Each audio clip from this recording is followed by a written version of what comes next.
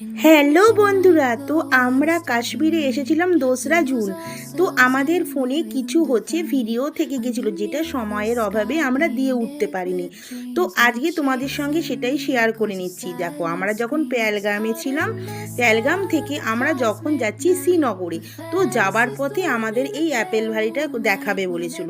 তো এই অ্যাপেল ভ্যালিটাতে আমরা এবার চলে এসেছি। তা অ্যাপেল ভ্যালিতে রাস্তার দুপাশে প্রচুর পরিমাণে আপেল গাছ। কি বলবো, এত সুন্দর অসাধারণ লাগছে, কিছু বলার নেই। আর এই অ্যাপেল ভ্যালিগুলোকে দেখতে পাচ্ছ, আপেল গাছে ফুলে এখন ফুল ফুল আছে। আর এগুলো এমনি সাজিয়ে রাখার জন্য আর্টিফিশিয়াল আপেলগুলোকে সাজিয়ে রেখেছে।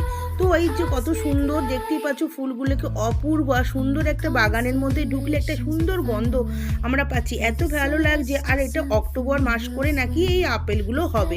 তাহলে বুঝতে পারছো কত আপেল হবে, এত পরিমাণে ফুল। এটা এত সুন্দর সাদা আর গোলাপির মধ্যে ফুলগুলো অপূর্ব সুন্দর।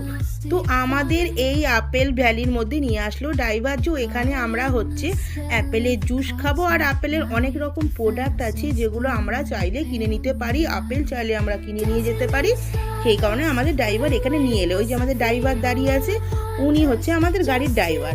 তা আমাদের এখানে নিয়ে এসেছিলো। তো আমরা আপেলের জুস খাবো। তা জুস খাওয়ার জন্য আপেলের জুসের দাম জিজ্ঞাসা করছি। তখন বললেন আপেলের জুসের দাম মাত্র 50 টাকা। মাত্র 50 টাকার বিনিময়ে এত সুন্দর আপেলের জুস যে খেলাম, এত সুন্দর, কিছু বলার নেই। এত সুন্দর, মানে যে পিওর আপেলের রস একদম।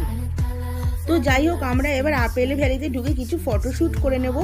আর আমরা একটু ঘুরে নেব। তো এত ভালো লাগছে যে দুপাশে এত সুন্দর, যেখানে যাচ্ছি সেখানে খালি আপেলের ফুল, এত ফুলে পড়ে ভর্তি হয়ে রয়েছে। এখানে আমাদের টিমের সব লোকজনেরা সব কথাবার্তা বলছে যে কে কি নেবে সে ব্যাপারে আলোচনা করছে। এটা এখানে